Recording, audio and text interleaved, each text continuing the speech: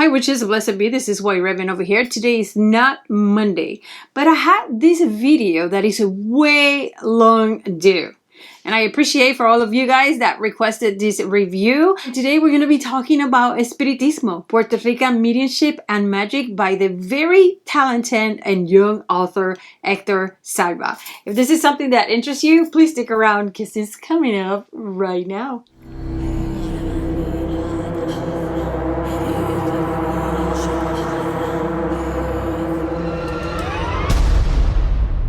Weiser was so kind to send me this book for me to review it and for me to read it. The thing is that before they even sent me this book, I already have read it because I was so eager to start reading this book that as soon as it came out, I bought it. Not only I have it in Audible, I have it in paperback, but I also have it in Kindle. So by the time I got this from Weiser, I already have finished it some time ago. I have listened to this book so many times in Audible because it's not only awesome to read, it's a good read. It is also awesome to listen to. And let me tell you something, guys. I'm not going to be sharing here in this channel with you a book review on a book that I don't like. I already did that one time. You guys know what book I'm talking about, which is Sky Alexander, that book of magic. I'm not going to do that again. It took a lot from me. So every single book that I share in here with you is going to be a book that I highly recommend and that I really enjoy reading it. This book in particular, I love reading because it was about Espiritismo, which comes from my island, Puerto Rican. Many of you guys know that I am Puerto Rican. If you didn't know, now you do. And in Puerto Rico, we practice a spiritual religion that is called Espiritismo. It has to do with, you guess, Espíritus, spirits. So I'm going to share with you this beautiful book in which Hector Salva is going to break down the basics of Espiritismo, and is also going to share with you the origin of Espiritismo and the spirituality of the Puerto Rican people, the people from the island, including myself. So who is this young and very talented author Hector Salva? Well, I know for a fact that he is half Puerto Rican, half Dominican, and he was raised by his grandmother, Doña Juana Acevedo. And fun fact for those of you that don't know this, like all of you guys, but my second last name is Acevedo as well. So maybe we're related. I'm so excited about this. There's not a lot of information on Hector Salva other than what you have pretty much in the back of his book. He is also the author of another fantastic book that I highly recommend, which is called The 21 Division. This is Dominican Voodoo. He has been initiated in Haitian Voodoo, and he's also a high priest on the Ason lineage. I'm not sure what that is. I don't think it really matters. What matters is what he wrote in this book, which is what we're discussing today. This awesome book has about 222 pages. It's a great font, and again, it's great to read. It's about 6.5 hours in Audible if you like to listen to these books. It has 12 chapters, a preface, an introduction, a conclusion, and one of the things that I love the most about this book is that it has a glossary for when you need quick reference on some of the terms that he speaks about throughout the book. You're going to get in this book a lot of rich information, particularly on the whys and hows of Espiritismo. And he's also is going to show you what does being an Espiritista looks like. The author in this book is going to discuss very important topics of Espiritismo, like, for example, Mesa Blanca, the difference between Kardec Espiritismo and Espiritismo Criollo or Creole Espiritismo. There's a big difference, witches. What is your cuadro espiritual, your spiritual chart? He's going to talk about seres, like the spirits, guides, saints, corrientes or currents, Las Causas, one of my favorite chapters, and many essential themes, rules, systems in the world of Espiritismo. The author plastered on these pages the very complicated birth of Puerto Rican Espiritismo. And by the time you finish this book, you're going to have a basic knowledge, a foundation for you to begin your journey into this path. I really recommend this book. Now, let's discuss a little bit the chapters within this book. And the chapters, I group them, okay? I'm not going to go one by one, but I'm going to speak about them in groups, because the idea is for me to give you a glimpse of what this book is talking about and to inspire you to do your own research and get this book. I don't want to talk about everything this book has to offer. So this is going to be a glimpse of what this book is talking about. Okay, so the first chapters 1 to 3, were very emotional to me. There's a lot of political issues behind the island of Puerto Rico. The thing is that we went from being a property of Spain to be a property of the United States. I am not a political witch, and I'm not here to discuss the status of my island, but it was really touching the way he worded the first chapters and the chapters after that, because you're going to get a glimpse of the origin of Puerto Rican spirituality. How much did the the Taino Indians, and the slaves from Africa brought into the spirituality of Puerto Rico, and to that beautiful blood that came about the mix of all these races, including also the race of the Spaniard. In these first chapters, you're going to see how Espiritismo, with the word Espiritismo, came about. How was it born? What's the difference between Espiritismo from Allan Kardec? I understand that you may not know what I'm talking about, but when you read the book, it's going to be very simple. It's very simple chapters, and you're going to get what I'm saying. So what's the difference between Espiritismo from Allan Kardec and the Espiritismo Criollo, the Jíbaro Espiritismo? Jíbaro is the typical men and women of Puerto Rico. I am a Jíbara, born and raised in the island. And then it's going to finish these 3 chapters with the war against Mesa Blanca, which is Espiritismo Criollo. Puerto Rican Espiritismo was so persecuted, even by other Espiritistas like the Kardec Espiritistas, so much so that this was muted for almost 50 years. And it wasn't until very recently that Espiritismo started to revive. Something that the author talks about and speaks about in his book is the reason why he made this book. And it's precisely because it is his understanding that it's extremely important that we revive this tradition and this religion.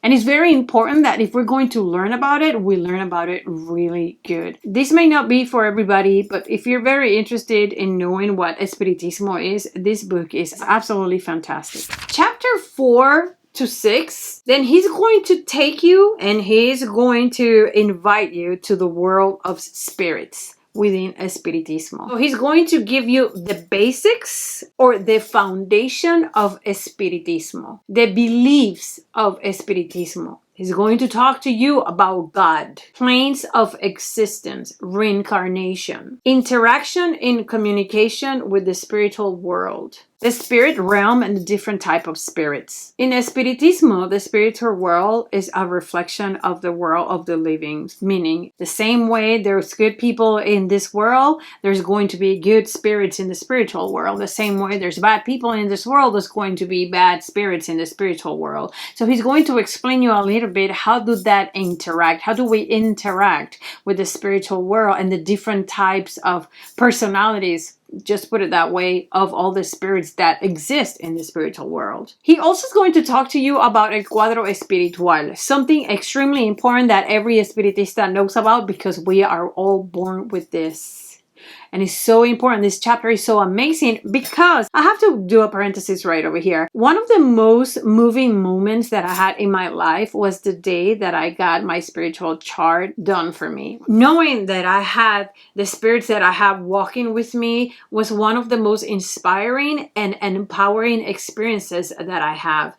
It is one thing to practice witchcraft, and it's another thing altogether knowing that you actually have the spirits walking with you, protecting you, and you know exactly who they are and why you have them, and you know how to service them. It's very empowering. That's why I strongly recommend that you guys give this book a chance so you guys can at least have a glimpse of what that means. And this is when he's going to touch the guides, los guías. And this is when you're going to discuss Like last week, I did for you guys on Monday a video on introducing to you my gitana, my gypsy. She is one of my spirits in my chart. In this chapter, she's going to talk to you about who is la gitana, who is la madama. Like how many times you guys have asked me about my madama. Who are the Indians? Who are the shamans? Who are the butlers? Who are the pirates in witchcraft? Who are the Arabs in witchcraft? These are all different type of spirits that are going to add to the richness of Espiritismo, because they are all going to bring something into your abilities, into what you do and you're able to do, right? And if you have specific seres, like for example, if I have a madama and I have a gypsy and I have my Indians and I have an Arabe, what does that mean? What does that makes me? Right? What are the abilities that I'm going to probably develop better because I have that cuadro espiritual with me? It's truly amazing. And it's so easily discussed in this book and explained in this book. In chapter 7 and chapter 8, you're going to get a glimpse of what it is to be an espiritista. How does that look like? The dangers of practicing espiritismo, and hear me out, the dangers of practicing espiritismo without proper training. When you're very devoted to your own spirituality and your religion, right? I mean, let's say you're very devoted to Espiritismo and you feel like you can practice because you read all these books and you can do it on your own. You can encounter a lot of difficulties because you need to be properly trained. You have to start in letter A to get to letter B. So you cannot jump to C if you do not do your proper training. And how dangerous it is to practice Espiritismo and detrimental if you do not have proper training. In this chapter, he's going to talk to you about mediumship, about the spiritual centers. How do they look like? What are they all about? You are going to be discussing very interesting topics like your faculties, and that's pretty much like your clairs. How do you develop them? How do you practice them? How do you unravel them? He's going to talk to you about passing up the spirits when somebody gets mount, cuando alguien se monta. I don't know if you've ever seen anybody passing a spirit. If you've never seen it, the first time you see it, it's going to be, it's shocking. It could be scary, actually, because you get a regular person and this person is going to be possessed momentarily or for hours by this spirit. And that spirit is going to use this person's vocal cords to speak, right? And it's such an experience to see a person passing a spirit. They usually come with messages, and sometimes they're very lippy. They have no shame, and they can tell you things straight in your face, and they are harsh. But it's a great experience when you go to one of the centros and you actually witness a person passing a spirit and having that spirit actually coming to you to address you, to tell you things that you need to know. It's pretty amazing. So he's going to touch a little bit about what that looks like. And then in chapter 9 to 11, he's going to take you into, okay, so I have all this information. I want to answer the call. You answered the call. So what's next? One of my favorite chapters in this book, if not my favorite chapter, is chapter 10. And in that chapter, you are going to learn about causas. What are causas? Causas can rule your life, and we are born with many of these causas. And we need to address them, and we need to fix them, or we need to work. Our entire life is working towards making sure that these causas don't affect us. These are negative things or things that happen to us that we're either born with them or we develop them throughout our life, and we need to address them. Otherwise, we're always going to be stuck in a hole. So chapter 10 is all about this, and he explained you all this in such a simple language that you can totally understand. And if you're not a spiritista and this is something that you don't know anything about, just for the heck of it, which is, you should read this book, because if I'm telling you that it's good, trust me, it's really good. And even if this is something that you're not going to practice, this is going to give you and ignite so many things that is going to develop your spirituality. Even if you still don't follow it, but at least hey, there's things out there that maybe I need to address. Or maybe you would like to follow the spiritual path. So please check it out. Chapter 10, Las Causas, my favorite chapter in this book. Something that I really appreciate in this book is that Hector Salva takes really good time to talk about what is a witch in Espiritismo. And not everybody can be a witch. I think it's absolutely worth it for you to understand what a bruja means in Espiritismo. Not everybody can be a bruja. I think you're called for that. So this is something that I really enjoy. So once you answer that call, what type of espiritista are you going to be? What's going to be your mission within the spiritual path? Are you going to be the medium? Are you going to be the bruja? Are you going to be the doctor, the medic? Are you going to be the healer?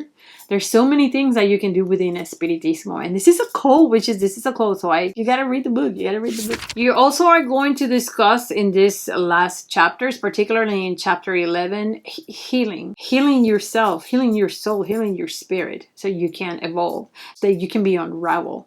Te puedes desarrollar within Espiritismo. And again, if you don't want to practice Espiritismo, at least you are aware there are things that we need to do in order to advance in our spiritual life. In the last chapter, he's going to give you some guidelines on how to start. You're ready, you're answering the call.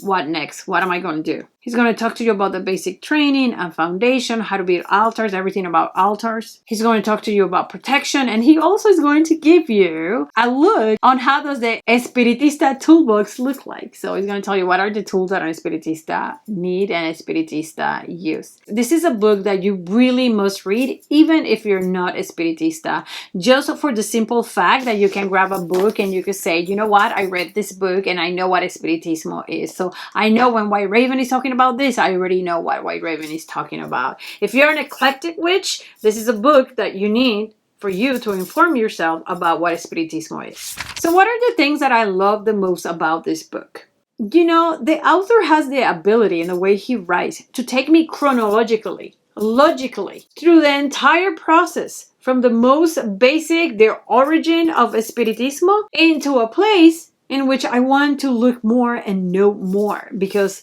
now I'm so hooked in this information. And again, it's a very intelligent book. And even though it's just a glimpse, when finishing this book, I feel that I have a strong foundation to keep on searching or to decide if this is for me or not. Hector Salva, I am really so grateful that you took the time to talk history, to talk blood, in the first 3 chapters. Because, you know, I have many Espiritismo books and many authors omit. They do not talk about the history of the people. Very important. Because Espiritismo will not even exist without the mix of the Taino and African and Jibaro blood. And then to all that, we are going to add Kardec, our brothers and sisters that immigrated to Puerto Rico from Haiti, from Cuba, from the Dominican Republic, and all the richness that they brought with them into the island and into our spirituality. This book has enriched my life because it pertains to me, because it's blood. And it may enrich your life because it also pertains to you. Maybe you're Puerto Rican, you're Dominican, you're Cuban, you're Haitian. Or it would enrich your spiritual life because of all the information and that you get in this book. The only one thing that I did not like about this book, what do you think it was? There is not additional reading for me to do. Thankfully, I have some other books in Espiritismo. I'm going to link all the information in the description of the video. I'm going to leave the link of the book Espiritismo, Puerto Rican Mediumship and Magic. I'm going to leave the link of Hector Salva Instagram, which is give yourself a chance. The least you can do, which is learn. Learn for what you are practicing, because this is how you honor what you are practicing. You're not Puerto Rican and you think this is not for you, never mind that. Espiritismo is for everybody. We don't care where you're from. As long as you honor this religion and as long as you acknowledge this blood that is within these pages. And this is a 10 out of 10 book. I highly recommend it. That's it, witches. Thank you so very much for being here with me tonight. It's been a wonderful experience sharing this awesome book with you guys. I know I get really excited when I share these things with you. I really recommend it. Otherwise, I wouldn't be doing this review for you guys. It is always awesome talking to you, witches. Stay very smart, witches. Knowledge is power. But above all, you must stay so very wicked. Bye.